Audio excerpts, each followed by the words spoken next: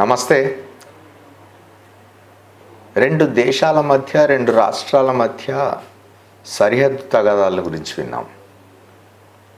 అట్లాగే రెండు రాష్ట్రాల మధ్యను, రెండు దేశాల మధ్యను నీటి తగాదాల నుంచి గురించి కూడా విన్నాం. కొత్తగా భారతదేశంలో రాష్ట్రాల మధ్య, రాష్ట్రాలకు కేంద్రానికి మధ్య భాష విషయంలో తగాదాలు పెద్ద ఎత్తున జరిగే పరిస్థితి ఏర్పడింది. దీనికి కారణం కేంద్రంలో ఇవాళ అధికారంలో ఉన్న ఎన్డీఏకి నాయకత్వం వహిస్తున్న భారతీయ జనతా పార్టీ, దాన్ని నడిపిస్తూ ఉన్న ఆర్ఎస్ఎస్లు ఎట్టి పరిస్థితుల్లో హిందీని జాతీయ భాష చేయాలని, అధికార భాషగా చేయాలని దేశవ్యాప్తంగా చేస్తున్న ప్రయత్నంలో భాగంగా దేశమంతటా వ్యతిరేకత వ్యక్తం అవుతున్నది. కొన్ని రాష్ట్రాల్లో అయితే ఉద్యమాలు జరుగుతున్నాయి, చూస్తున్నాం మనం. భాష అనేది, ముఖ్యంగా ప్రాంతీయ భాషలు అనేవి ఆ ప్రాంతాల ప్రజల అస్తిత్వానికి సంబంధించి, ఆత్మ గౌరవానికి సంబంధించిన ప్రతీకలుగా ఉంటాయి.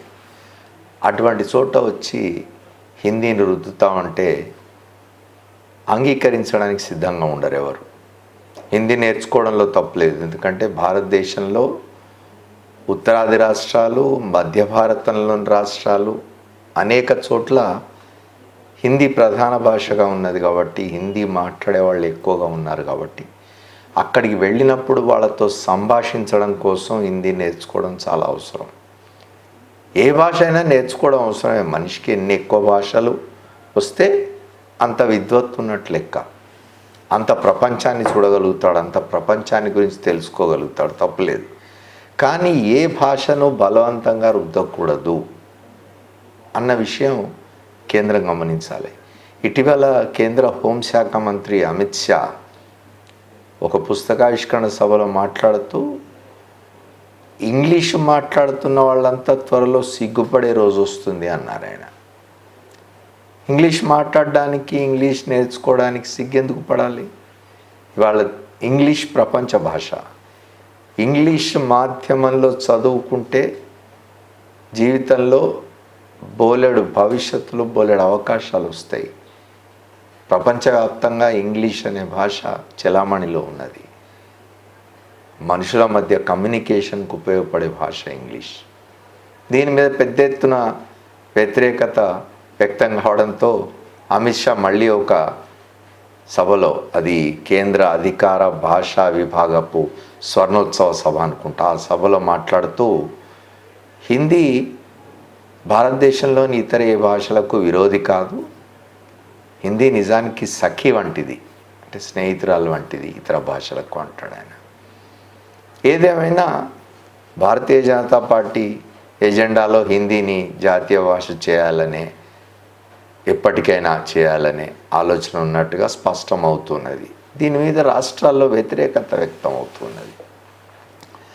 ఒకటి రెండు రాష్ట్రాల్లో ప్రధానమంత్రి నరేంద్ర మోదీని మెప్పించడానికి, ఆయన కటాక్ష వీక్షణాల కోసం అని చెప్పి కొంతమంది హిందీ బ్రహ్మాండం అని మాట్లాడుతుండవచ్చు. ఇటీవలే చూసినాం మనం, ఆంధ్రప్రదేశ్ రాష్ట్రంలో విద్యాశాఖ మంత్రిగా ఉన్న నారా లోకేష్ ఒక జాతీయ ఛానల్కి ఇచ్చిన ఇంటర్వ్యూలో హిందీ మన జాతీయ భాష అన్నాడు ఆయన. ఆ ఇంటర్వ్యూ చేస్తున్న జర్నలిస్టు హిందీ జాతీయ భాష కాదు అని చెప్తే కూడా ఆయన వినిపించుకోకుండా, నేను నేర్చుకున్నాను కదా హిందీ అన్నాడు. అంటే నేను నేర్చుకున్నాను కాబట్టి అది జాతీయ భాష అంటున్నాడు ఆయన. ఆయన మన విద్యాశాఖ మంత్రి ఆంధ్రప్రదేశ్లో. ఆయన తండ్రి కొడుకుతో పోటీపడి హిందీని సమర్థిస్తూ ఉన్నాడు ఆయన. ఇదంతా కూడా నరేంద్ర మోదీ ప్రాపకం కోసం జరుగుతుంది అనేది అర్థమవుతుంది. కానీ మిగతా రాష్ట్రాల విషయానికి వచ్చినట్టయితే మహారాష్ట్రలో పెద్ద ఎత్తున ఉద్యమాలు జరుగుతున్నాయి. పౌర సమాజం బయటకు వచ్చింది, భాషా సమర్థకులు బయటకు వస్తున్నారు, ఇతరులు బయటకు వచ్చి హిందీని రుద్దితే ఒప్పుకునే సమస్య లేదని చెప్తున్నారు. తమ ప్రాంతీయ భాష మరాఠీని గౌరవించాల్సిందే అంటున్నారు.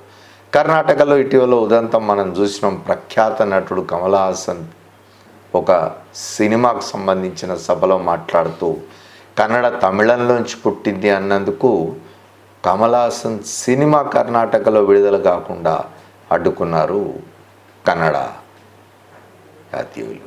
అట్లాగే బీహార్లో ఎన్నికలు రాబోతున్నాయి.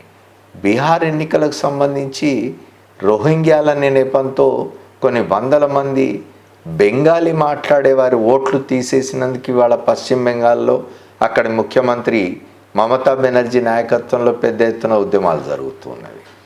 ఇట్లా భాషను రుద్దే ప్రయత్నం చేయకుండా ఉంటే మంచిదన్న విషయం ఇప్పటికే అర్థమై ఉండాలి కేంద్రంలోని పెద్దలకు. ఏం చేస్తారో చూద్దాం. ఆదివారం నాటి డేట్ లైన్ హైదరాబాద్ మన తెలంగాణలో చదవండి ఇంకా వివరాల కోసం.